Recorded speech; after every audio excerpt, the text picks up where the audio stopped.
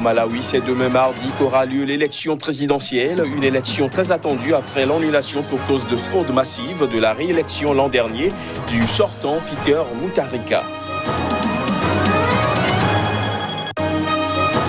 Plus d'un an après leur acquittement, Laurent Gbagbo et Charles Blé Goudé étaient à nouveau ce lundi devant la Cour pénale internationale. Cette audience s'est tenue devant la chambre d'appel de la CPI.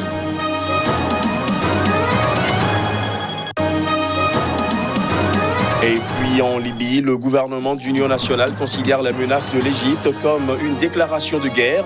Le Caire avait menacé d'intervenir militairement dans le conflit qui oppose le maréchal Khalifa Haftar au JNA. Voilà pour les titres. Bonsoir à tous. Au Malawi, c'est demain, mardi 23 juin, qu'aura lieu l'élection présidentielle, une élection très attendue après l'annulation pour cause de fraude massive de la réélection l'an dernier du président sortant Peter Mutharika. Ce scrutin se joue entre le chef de l'État et le principal opposant, Lazarus Chakwera. Les images. Le nouveau tour de la présidentielle organisé mardi voit à nouveau s'affronter Peter Mutharika, 79 ans, au pouvoir depuis 2014, et son rival Lazarus Chakwera, 65 ans.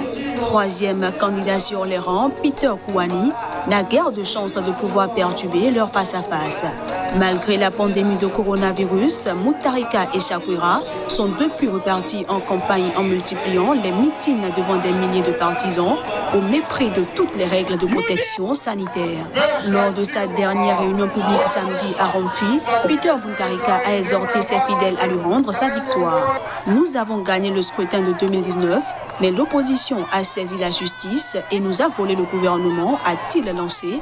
Alors votons pour faire honte à ceux qui nous ont volés.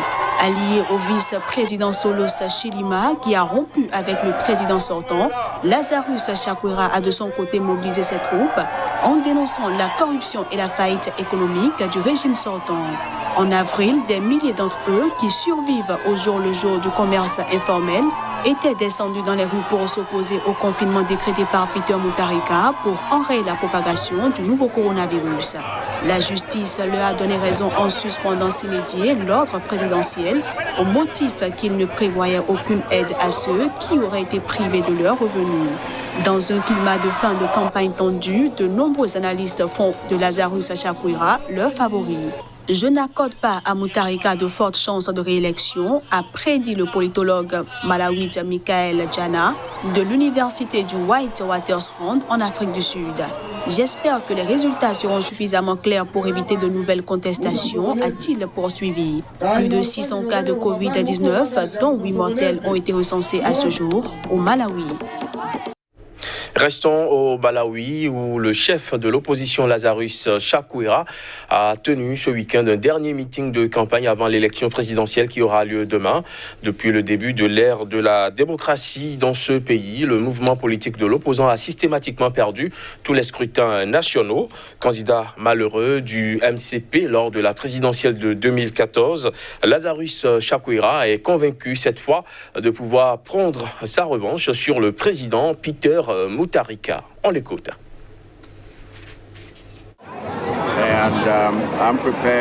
Je suis prêt, lorsque les Malawites m'éliront, à les servir honnêtement, à les servir avec intégrité, à les servir avec les connaissances et le savoir-faire que nous avons tous mis ensemble pour créer une synergie de véritable leadership dans ce pays.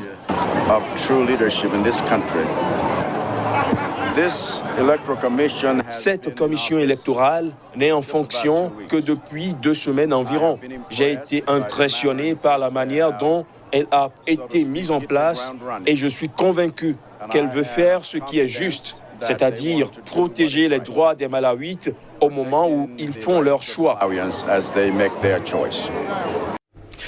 Plus d'un an après leur acquittement, Laurent Gbagbo et Charles Blé Goudé étaient à nouveau ce lundi devant la Cour pénale internationale. Cette audience s'est tenue devant la chambre d'appel de la CPI pour entendre les observations sur l'appel demandé par la procureure Fatou Bensouda. La Cour pénale internationale tiendra de lundi à mercredi des audiences pour examiner la demande d'un procès en appel formulée par la procureure Fatou Bensouda suite à l'acquittement des crimes contre l'humanité de l'ex-président ivoirien Laurent Gbagbo et de l'un de ses proches, Charles Blé Goudé. L'appel doit démontrer que la Chambre de première instance a commis des erreurs de droit et de procédure qui ont abouti à l'acquittement pour tous les chefs d'accusation. Les deux hommes ont été reconnus non coupables de crimes contre l'humanité commis en 2010 et 2011 au cours des violences post-électorales en Côte d'Ivoire qui ont fait 3000 morts. Ils ont été libérés sous condition en février 2019. Mais la procureure de la Cour a estimé que les juges les ont acquittés sans formuler correctement et sans appliquer de manière cohérente une norme de preuve clairement définie. En raison de la situation actuelle liée au nouveau coronavirus, la Cour pénale internationale a indiqué que l'audience de cette semaine sera partiellement virtuelle.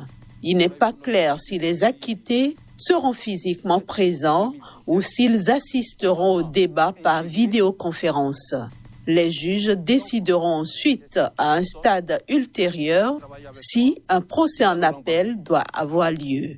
Pour la défense, l'enjeu consiste à obtenir une confirmation de l'acquittement de Laurent Gbagbo et de Charles Blé Goudé. En République démocratique du Congo, les Kinois ont réagi à la condamnation de Vital Kamerhe à 20 ans de travaux forcés pour corruption. L'ancien président de l'Assemblée nationale a été condamné à d'autres peines, dont 10 ans d'inéligibilité pour le détournement de plus de 50 millions de dollars de deniers publics.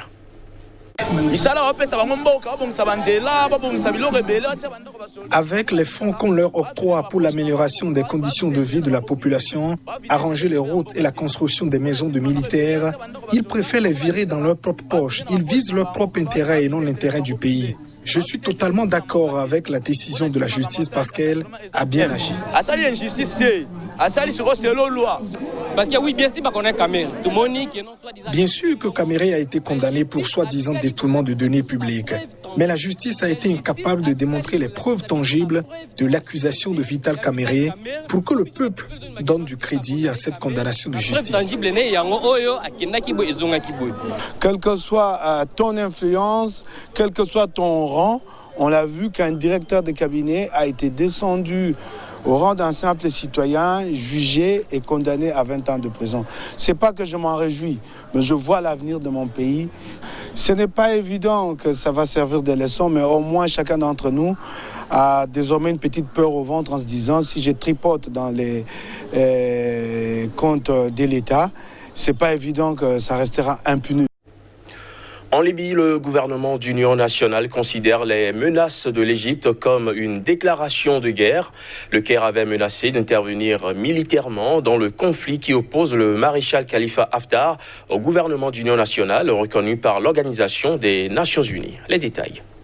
Cette guerre des mots est intervenue 2 jours avant une réunion ministérielle par visioconférence de la Ligue arabe sur la Libye à laquelle le GNA a refusé de participer. Initialement prévue lundi, cette réunion a été reportée à mardi en raison de problèmes techniques, selon un diplomate. Dans le conflit en Libye, l'Égypte soutient les forces du maréchal Khalifa Haftar, rival du gouvernement d'union nationale appuyé lui par la Turquie et basé dans la capitale Tripoli. Avec l'appui militaire d'Ankara, le GNA a engrangé d'importantes victoires depuis début juin, prenant le contrôle de l'ensemble du nord-ouest de la Libye. Ces succès ont signé l'échec de l'offensive lancée en avril 2019 par le maréchal Khalifa Haftar pour s'emparer de Tripoli.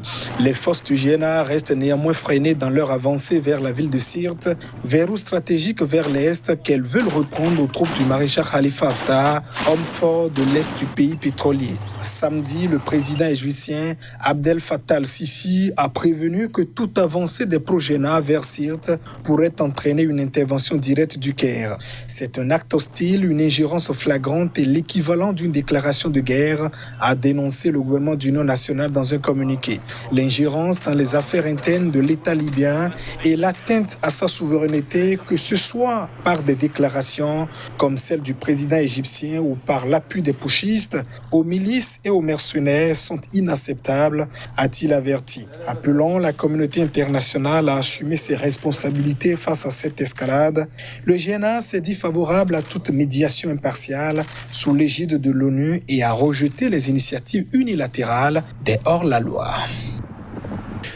Près de 12 000 candidats au pèlerinage cette année au Niger sont dans le désarroi total face à la menace de la pandémie du coronavirus et la fermeture des frontières par l'Arabie Saoudite. Ces candidats au Hajj ont vu leur espoir s'envoler. Reportage. Après avoir manqué la Oumara ou le petit pèlerinage en raison du Covid-19, des milliers de candidats au Hajj 2020 se retrouvent sur les carreaux. Les frontières de l'Arabie Saoudite étant fermées, impossible pour les transporteurs d'acheminer les pèlerins, alors que les agences de voyage ont déjà encaissé les frais des futurs pèlerins. Pour les transporteurs, il ne faut pas courir le risque d'exposer les usagers. Ceux qui rêvent, je les appelle des rêveurs, excusez-moi, et le ciel saoudien ne sera ouvert que le 1er août. Mais si ce n'est pas pour arnaquer les gens, si ce n'est même pas pour faire espérer les gens, mais comment quelqu'un va s'élever pour dire que lui, individuellement, il peut... D'abord, individuellement, tu ne peux pas organiser les Hajj. Tout ce qui se fait, ça se fait au nom des États. Mais personne ne peut organiser les Hajj individuellement. Tous les bruits que vous entendez les gens faire là, ça se traite d'État en État. Les candidats au pèlerinage se retrouvent sans Hajj et sans le remboursement pour le moment de leur argent. Les agences auraient engagé des dépenses et n'ont rien pour rembourser les candidats. Donc, il ne faut pas qu'on se prononce dire que non, il faut rembourser les pèlerins tout de suite et maintenant, parce que nous aussi, quelque part, on a des dépenses qu'on a engagées qu'on ne peut pas nous rembourser. On a des impôts à payer, on a des salaires à payer à nos agents. On a beaucoup de dépenses à faire aussi. Nous aussi, c'est dans ce que les pèlerins payent qu'on est en train de faire. On a raté déjà le Umrah. Le coût de Umrah est sur nous déjà. L'État n'a rien fait pour nous. Près de 12 000 candidats au pèlerinage cette année au Niger sont dans le désarroi total. Ils accusent les agences d'escroquerie car, malgré les mesures prises par les autorités saoudiennes, ces agences ont continué à encaisser l'argent des candidats.